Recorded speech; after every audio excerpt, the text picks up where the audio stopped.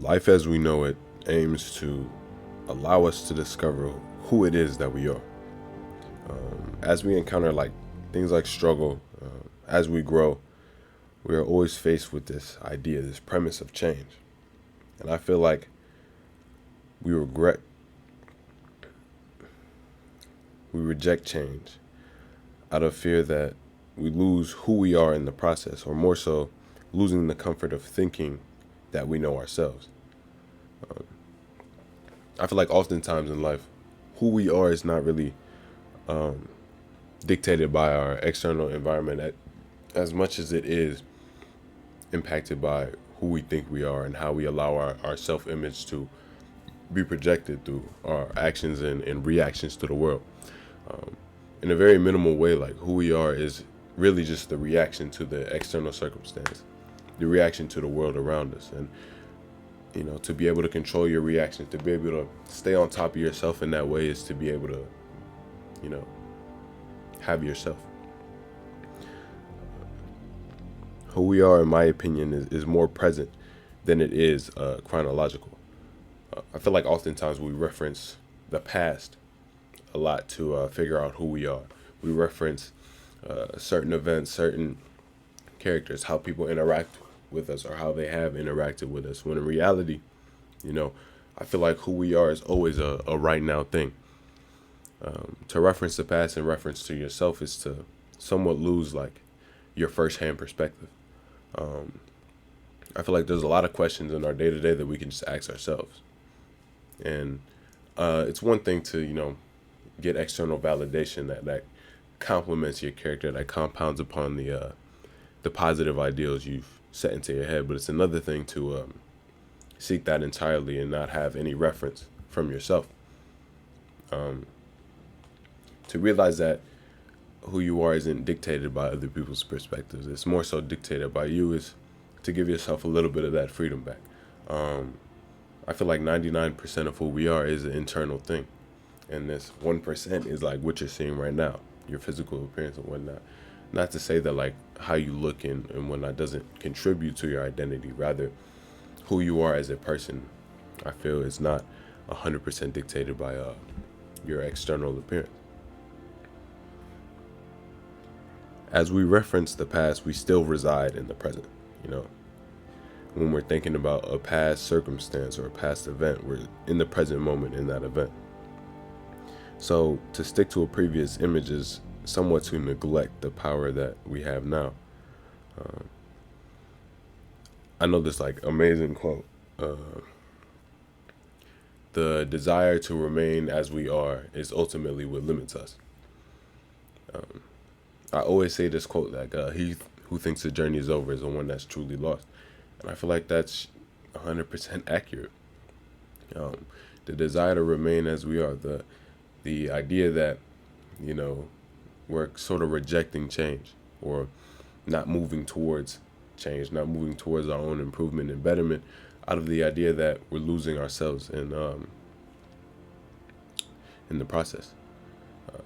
In the way that it limits us, it's stopping us from actualizing some of our potentials. Like trying to remain as you are, trying not to change, and trying to, I don't know, put yourself in a box in a way is ultimately what leads to our own undoing most of the time. I find that once we put ourselves in that box, once you think you know yourself, that's when you're a victim of connotation. That's when you're able to prescribe things to yourself. I'm this way, I'm that way, I'm this way. Instead of I was that way and I'm changing, I'm getting better, I'm this way now. And I feel like it also ties into the idea of the paradigm of human consciousness.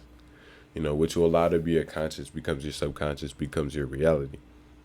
And the more we try to be conscious, the more we're allowing that general premise of ourselves to be looped, the more we become stuck. And I feel like a lot of people, when they become stuck, they come to the realization that they're playing a role, or they feel like they're playing a role or a character or whatnot, and some sort of mental stigma, mental issue will ensue. It's the idea that, you know, People think that they can't escape themselves, or they feel like they're someone they want to escape from, and in doing so, they're not, seeking out change. I feel like we look for some sort of short term relief in regards to ourselves and our mental stigmas, rather than uh, a long term benefit.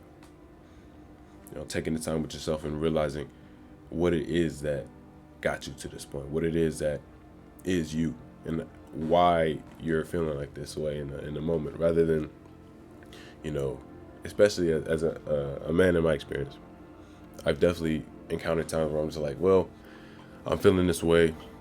I just want to get rid of the feeling rather than address the issue.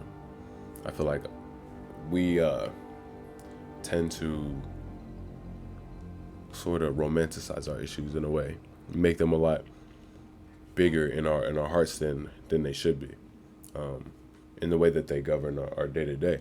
And I find that the main way that these negative impacts, traumas, and whatnot impact our day to day is in our thoughts.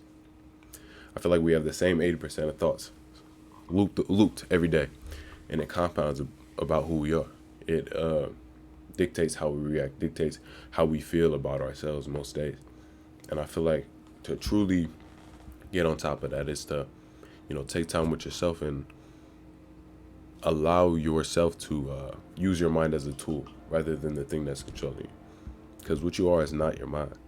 You're the thing observing your thoughts. You're the thing, reacting to your own thoughts and stimulus. It's not so much so, a forward thing. And I talked about this in my video called projection. Like a lot of times we allow our mind to be the external world rather than keeping it inside. And that's not to say like, oh, keep your feelings bottled up, da da da. It's saying that sometimes the mind's influence isn't positively impacting who we are, and we allow it to project into the things around us. We allow it to become our reality instead of it being a conscious thought.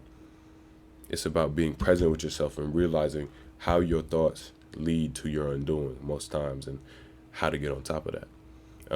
I've been seeing this trend, not really trend, but this realization on TikTok. I saw it a while ago, but I don't want to act like I was above the knowledge or something like that. But essentially, once you get in a position where your mind is kind of going rampant and you feel like you can't stay on top of it, or your thoughts are getting ahead of you, you ask yourself like, what's my next thought gonna be, or give me my next thought. And 9 times out of 10, for me in my case, your mind kind of calms down. It goes to show that your mind is not so much in control as you think, and you're not so much your mind as you think you are. I happen to think that we're the spirit. A lot of what we are is not governed by our mind or our body. It's governed by how we allow our internal self to be. And people call it by many names, this, that, and the other. But at the bottom line, it's realizing that you have the power. You have the power to change. You have the power to control. The desire to remain as we are ultimately limits us. That's correct. But you also have the opportunity to change. You have the opportunity to get better and better each day. And I feel like that's kind of the point of life. Even if it's not for some sort of monetary gain, conscious gain, something like that. At the bottom line, I feel like people's desire should be to get better, to be a better person, to feel better in yourself. It's a lot, As I said, like, he who thinks the journey is over is truly lost. In life, as we can never know like 100% of who we are. There's too much to life that bring out new sides and new perspectives. To coexist with change in this way is to harbor no connotation. To not be able to tell yourself that, oh, I'm bad, or I'm good, or this reaction was bad, or this, that, another. It's allowing it to be exactly as it is, or if it does have a connotation, it's allowing yourself to realize that that connotation isn't you. How you react to one thing doesn't necessarily make you that way. If I stub my toe and I get angry, that doesn't make me an angry person. You know, it's when we allow these things to be trends. It's when we allow ourselves to be corrupted from our own idealisms. It's when we allow our idea of self to become who we are. Or let me rephrase that. It's when we allow a given identity of ourselves, an identity of ourselves that we don't necessarily desire. That's when it becomes that. Like recently, I'll just share this with the world. I started trying to reprogram like how I think about education. Like I've had a pretty easy experience in regards to it after like ninth grade, because before that I thought I was terrible at school. I thought I was not smart, this, that, and the other. I didn't think I was able to do school good. And then one shift of thought, one shift in perspective allowed me to kind of get on top of that. So it's about realizing who you want yourself to be, you know, realizing what version of yourself is going to get you to the points that you need to get to. It's about having the desire to become better, you know, having the desire. Hold on, let me cook. Having the desire to grow is ultimately what brings us success. Y'all tell me if I ate that one up. Like y'all tell me if I did good. You know, like, because you know, like the desire to remain as we are ultimately limits us. The desire to grow ultimately. Ooh.